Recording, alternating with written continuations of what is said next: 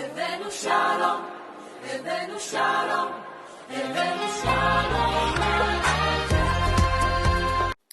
సర్వ సృష్టికర్త, జీవన మరణదాత, సర్వేశ్వరుడైన ఘనమైన యేసు ప్రభువుల దీవెనామంలో యూట్యూబ్ ద్వారా వీక్షిస్తున్న మీకందరికీ శుభములు, దీవెనలు. ఆ యేసు ప్రభు ద్వారా వచ్చే ఆశీర్వాదం తెలియజేస్తున్నాను. రండి, ఈ ప్రభుదిన ముందు అపోస్తలుల కార్యములు 5వ పుస్తకము క్రొత్త నిబంధనలో. ఇది ప్రియుడైన వైద్యుడైన లూకా మరి రాసిన పుస్తకము. 2 పుస్తకాలు రాశాడు. లూకా సువార్త కూడా లూకా రాశాడు, అపోస్తల కార్యం కూడా లూకా గారు రాశాడు. ఇది 28 అధ్యాయాలు ఉన్నాయి, 1007 వచనాలు ఉన్నాయి. The book of Acts has 28 chapters with 1007 verses. 3 భాగాలుగా చేసుకుంటే అపోస్తల కార్యాలని మొదటి 7 అధ్యాయాలు యెరూషలేము ప్రాంతంలో జరిగిన సేవ లేక యెరూషలేము గురించి చెప్పబడిన సంఘటనలు. తర్వాత 8 నుంచి 12 వరకు యూదయ సమరయ దేశాల్లో జరిగిన సువార్త.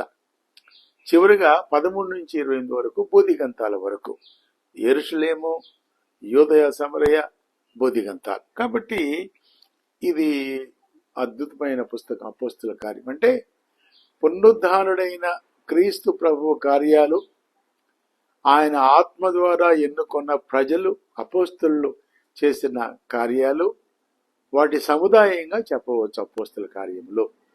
ఇంకొక మాట చెప్పాలంటే పరిశుద్ధాత్మ దేవుని కార్యాలు అపోస్తలుల ద్వారా చేసిన కార్యాలుగా చెప్పవచ్చు. పరిశుద్ధాత్మ దేవుని కార్యాలు అపోస్తలుల ద్వారా చేసిన కార్యాలు. కాబట్టి అపోస్తలుల కార్యాలు, పరిశుద్ధాత్మ దేవుని కార్యాలు, ప్రభుని శిష్యుల కార్యాలుగా చెప్పవచ్చు. సరే, పరిశుద్ధాత్మ దేవుని సహాయంతో విజయవంతంగా వెళ్ళిన సువార్తకు కేంద్ర బిందువు అపోస్తల కార్యగ్రంథము. ఎందుకంటే కొలసీ 4:4 ప్రకారంగా ఈయన ప్రియమైన వైద్యుడు. దీనిలో ముఖ్యమైన కీవర్డ్స్ ఏంటంటే మొదటి అధ్యాయం 8వ వచనం నేను చదువుతున్నాను. I'm reading the first chapter verse 8. The keywords: ఆయనను పరిశుద్ధాత్మ మీ మీదకి వచ్చినప్పుడు మీరు శక్తి నొందిద్దరు గనుక మీరు యెరూషలేములోను యూదయ సమరయ దేశముల అందంతటను బోధిగంతముల వరకును నాకు సాక్షుల ఇందరని వారితో చెప్పాను. ఈ మాట క్రైస్తవ సంఘానికి ఆజ్ఞగా ఉన్నది, క్రైస్తవ సంఘానికి జ్ఞానోదయంగా ఉంది, క్రైస్తవులకు కూడా. ఎందుకంటే సాక్ష్యము చెప్పే పని అందరి పని. Witnessing is the whole work of the whole church for the whole age అనే మాట వింటూ ఉంటాం, A.T. పియర్సన్ గారి మాట. సాక్ష్యము చెప్పాలి. ప్రతి క్రైస్తవుడు సాక్ష్యము కలిగి ఉండాలి. ప్రతి క్రైస్తవుడు సాక్ష్యం చెప్పి ప్రభావితం చేసి యేసు ప్రభు రాజ్యాన్ని విస్తరించాలి. సరే, ఇక్కడ మొదటి అంటే గ్రంథ విశ్లేషణ ఈ మొదటి ఆదివారం నాడు. ఈ గ్రంథ విశ్లేషణలో మరి 2 భాగాలుగా చూసుకుంటే మొదటి 12 అధ్యాయాలు మరి స్థానికంగా ఉన్న యెరూషలేము చుట్టూ ఉన్న ఆ ప్రాంతాల్లో జరిగిన సేవ అపోస్తలుడైన పేతురు గారిపై కేంద్రీకరించబడింది. తర్వాత చివరి 16 అధ్యాయాలు అంటే 13 నుంచి 28 వరకు మరి విదేశాల్లో జరిగిన సేవ ఎలా జరిగిందో మరి అపోస్తలుడైన పౌలు గారిపై కేంద్రీకరించబడింది. The first 12 chapters focus on Apostle Peter, and the last 16 chapters focus on Apostle Paul. కాబట్టి ఈ 2 కూడా ఒక చిన్న గుంపు, a small remnant of the Jewish community, ఓ చిన్న యూదుల గుంపు, భయపడుతున్న వాళ్ళు, సామాన్యులుగా ఉన్నవాళ్ళు, భయంకరమైన హింస జరుగుతున్న రోజుల్లో సువార్తను పట్టుకొని సువార్త కొరకు త్యాగం చేస్తూ పానార్పణంగా పోయబడుతూ ఈ చిన్న గుంపు వారు సువార్తని ప్రపంచమంతా కూడా, యెరూషలేమే కాదు, యూదయ సమరయ కాదు, బోధిగంతాలకు వెళ్ళింది. కాబట్టి పరిశుద్ధాత్మ దేవుడు వారితో ఉన్నాడు. ప్రభు అయిన యేసుని వారు చూశారు, ఆయన మాటలు నమ్మారు, ఆయన పాపుల రక్షకుడు నమ్మారు. మరణాన్ని జయించిన క్రీస్తు యేసు ఆయనే. కాబట్టి పునరుత్థానుడు కాబట్టి నమ్మారు. వారు నమ్మారు, ఆ విషయాలు మనకు బోధించారు, వాటిని మనం నమ్ముతున్నాం. దేవునికి మహిమ కలుగును గాక. సరే, ఇక్కడ లూకా గారు తన మొదటి గ్రంథం లూకా సువార్తలో క్రీస్తు ప్రభు జీవితం గురించి చాలా స్పష్టంగా రాశాడు. ఏ detailed history of Christ birth. ఆ తర్వాత అపోస్తల కార్యంలో యెరూషలేములో శిష్యులపై పరిశుద్ధాత్మ కృంభరింపు, తద్వారా జరిగిన సంఘ అభివృద్ధి గురించి చాలా నైపుణ్యత కలిగిన రచయితగా రాశాడు. ఆయన వైద్యుడు, రచయిత, భాషా కోవిదుడు, పండితుడు. అంతేకాకుండా శ్రద్ధాభక్తులు కలిగిన చరిత్రకారుడు, ప్రేరణ పొందిన ఒక దేవశాస్త్రవేత్త, గ్రీకు భాషలో అపారమైన సుజ్ఞాని. ఇవన్నీ కూడా 4 సువార్తలు అలాగే పౌలు గారి పత్రికల మధ్య గల సంబంధాన్ని చక్కగా వివరించింది అపోస్తల కార్యములు. కాబట్టి ఇది చాలా ప్రాముఖ్యం. క్రొత్త నిబంధనలో అపోస్తల కార్యములు ఒక వారధిలాగా కనబడుతుంది. సువార్తలకు మరి పౌలు గారి పత్రికలకు వాటిలో ఉన్న సారాంశాన్ని, వాటిలో చెప్పబడని సంఘటనలు కూడా వివరిస్తూ అద్భుతంగా రాసిన అపోస్తల కార్యం పరిశుద్ధాత్మ దేవుని కార్యముల ఆరంభ గ్రంథంగా చెప్పవచ్చు. ఇంకా ఆశ్చర్యకార్యం ఏంటంటే ఈ అపోస్తల కార్య గ్రంథంలో ఈ చిన్న పుస్తకంలో సువార్త మరి అద్భుతంగా వెళ్ళింది. అపోస్తల కార్యము 8వ అధ్యాయంలో ఆఫ్రికా ఖండానికి సువార్త వెళ్ళింది. అపోస్తల కార్యము 9వ అధ్యాయంలో ఆసియా ఖండానికి సువార్త వెళ్ళింది. అపోస్తల కార్యము 10వ అధ్యాయంలో ఐరోపా ఖండానికి సువార్త వెళ్ళింది. కాబట్టి ఈ చిన్న పుస్తకంలోనే దాదాపుగా 32 దేశాలు, 54 పట్టణాలు, 9 ద్వీపాలు, ఐలాండ్స్, అలాగే 95 మంది అధికారులు, అనేక మంది ప్రభుత్వ ఉద్యోగులు, పరిపాలకులు, రాజులు, ఈ చిన్న 28 అధ్యాయాల పుస్తకంలోనే అనంతమైన క్రైస్తవ చరిత్ర వ్రాయబడిందంటే ఆశ్చర్యంగా. ఇది పరిశుద్ధాత్మ దేవుని కార్యాల ఆరంభము. సరే, ఇక్కడ 2వ అధ్యాయం 42వ వచనంలో గ్రంథ విశేషంలో సంఘ క్రమం కూడా చెప్తున్నాడు లూకా గారు. సంఘ క్రమం ఎలా ఉండాలి చూడండి. 242 ఐఎమ్ రీడింగ్ 242 అపోస్తల కార్యములు 2:42. వీరు అపోస్తలుల బోధ యందును, సహవాసమందును, రొట్టె విరుచుట యందును, ప్రార్థన చేయుట యందును ఎడతెగక ఉండిరి. ఈ యొక్క సిద్ధాంతాలు ప్రతి సంఘంలో ఉండాలని పరిశుద్ధాత్మ దేవుడు మనకు జ్ఞాపకం చేస్తున్నాడు. అంతేకాకుండా ఇవే కాకుండా ఇంకొక 2-3 ఒక 7 ప్రాముఖ్య విషయాలు. ఒక క్రైస్తవ సంఘము పరిశుద్ధాత్మ చేత నింపబడిన సంఘము, ఓ యథార్థమైన సజీవుడైన యేసు ప్రభువారిని పూజించే సంఘము ఎలా ఉండాలంటే, 1 అపోస్తలుల బోధ.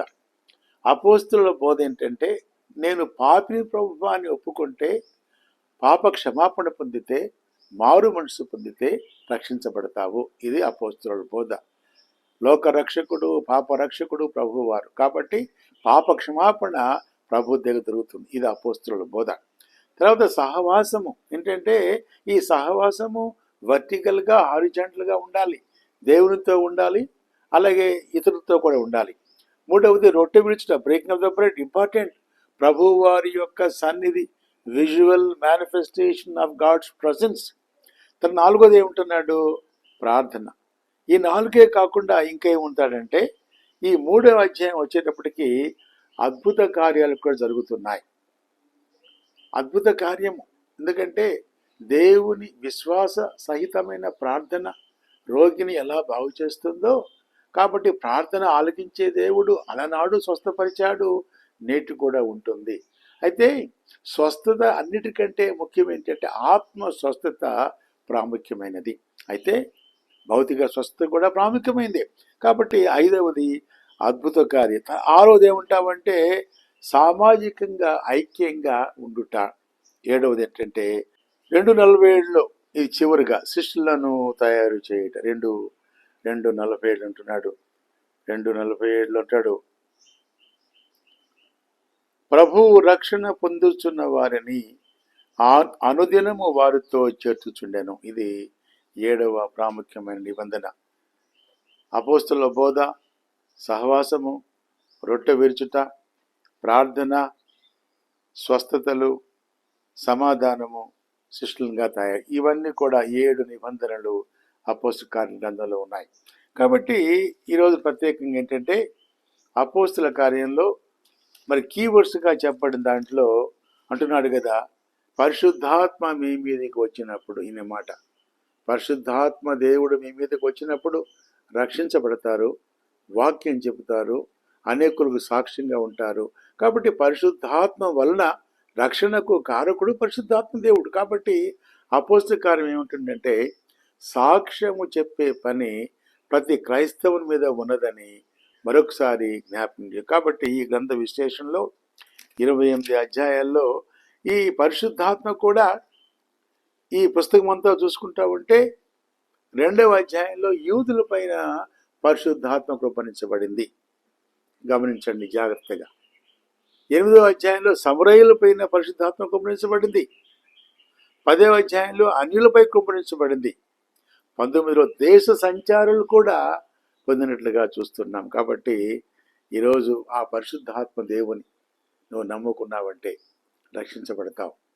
పరిశుద్ధాత్మ దేవుడు నీతో ఉంటే నీ జీవితం మార్పు చెందుతుంది. కాబట్టి ఈ అపోస్తల కార్యముల ద్వారా ఆ శక్తి పొందుకున్న వారిగా, సాక్షులుగా మార్చబడిన వారిగా, క్రీస్తు ప్రభు యొక్క ప్రతినిధులుగా నీవు నేను ఉండి ఈ లోకంలో ఇంకా సువార్త అందరి ఎలాగైతే కేవలము 12 మంది సామాన్యమైన యూదులు, డిఫెన్స్లెస్ జూయిష్ పీపుల్, సామాన్యమైన భయస్థులుగా ఉన్నవాళ్ళు ఎలాగైతే విశ్వాసంతో, ధైర్యంతో, సాహసంతో సువార్తను తీసుకువెళ్ళారో, ఇన్ని దేశాలకు వెళ్ళిందో, ఈరోజు నీవు కూడా ఒక బాధ్యత తీసుకో.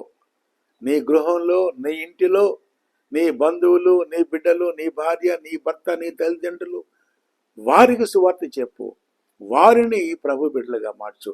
ఆ కర్తవ్యము నీలో ఉంటే నిజమైన క్రైస్తవుడే. సాక్ష్యము కలిగి ఉండాలి, సాక్ష్యాన్ని పంచు. సాక్ష్యం లేకుండా ఉంటే జీవితం వ్యర్థం. కాబట్టి మరొకసారి ప్రభు జ్ఞాపకం చేస్తున్నాడు. 28 అధ్యాయాల సారాంశం ఏంటంటే పరిశుద్ధాత్మ దేవుడు నీలో ఉన్నారా? పరిశుద్ధాత్మ దేవుడిని అంగీకరిస్తే రక్షించబడతావు, మారు మనసు పొందుతావు, సువార్థికుడిగా మారుతావు. నీ జీవితము, నీ ప్రవర్తన, సమస్త నియమావళి అంతా కూడా మారిపోతుంది. ప్రకాశించే జ్యోతిగా ఉంటావు, అనేక మందిని ఆకర్షించుకుంటావు, ప్రభు కొరకు సంఘాలు స్థాపిస్తావు. అలాంటి మహాకృప ఆ దేవుడికి దయచేయను గాక ప్రార్థన చేసుకుంటాం. అత్యంత మహాకృపగల తండ్రి, మా ప్రేమ గెలిన అయినా ప్రభువా, మా దేవ, అపోస్తల కార్యములు 28 అధ్యాయాల్లో తండ్రి, మొదటి 12 అధ్యాయాలు స్వదేశాల్లో, చివరి 16 అధ్యాయాలు విదేశాల్లో కేవలం 12 మంది ఆయన ఖండాంతరాలకు సువార్త తీసుకువెళ్ళారు. ద్వీపాలకు, సముద్రవాసులకు, పరదేశులకు తండ్రి నాయన ఎవరు కూడా సువార్త అందని ప్రజలకు తీసుకువెళ్ళారు. మాకైతే అన్ని సదుపాయాలు మీరు ఇచ్చారు ప్రభువా. మరొకసారి సంఘాన్ని, క్రైస్తవ సార్వత్రిక సంఘాన్ని ఉజ్జీవింపచేయండి తండ్రి. ఆ ప్రేరణ, ఆ పరిశుద్ధాత్మ దేవుని కార్యాలు మరలా ఆరంభించే వారిగా, మా దేశాన్ని, మా రాష్ట్రాన్ని, మా గ్రామాన్ని సంపాదించుకునే వారిగా నన్ను మమ్మల్ని ఉంచుకొని ఈ సౌవార్థీకరణ ప్రేషితోద్యమ ఉద్యమంలో మేము ముందు వరుసలో ఉండి నీ కొరకు ఆత్మలు, అసంఖ్యాక ఆత్మలు సంపాదించేవారు ఆయత్తపరచమని, అభిషేకించమని యేసు ప్రభు నామములో ప్రార్థించి అడిగి వేడుకొంచున్నాం తండ్రి. ఆమేన్, ఆమేన్, ఆమేన్. తండ్రి, కుమార పరిశుద్ధాత్మ దేవుని సన్నిధి, సహాయము, సమాధానము, స్వస్థత, సంతోషం మనకు, మన బిడ్డలకు, ఈ కార్యక్రమం ప్రతి బిడ్డలకు యేసు ప్రభు నామములో జీవితాంతము తోడైండును గాక. Amen, amen, amen. Shalom and bless to all. దేవుడు మనల్ని దీవించును గాక.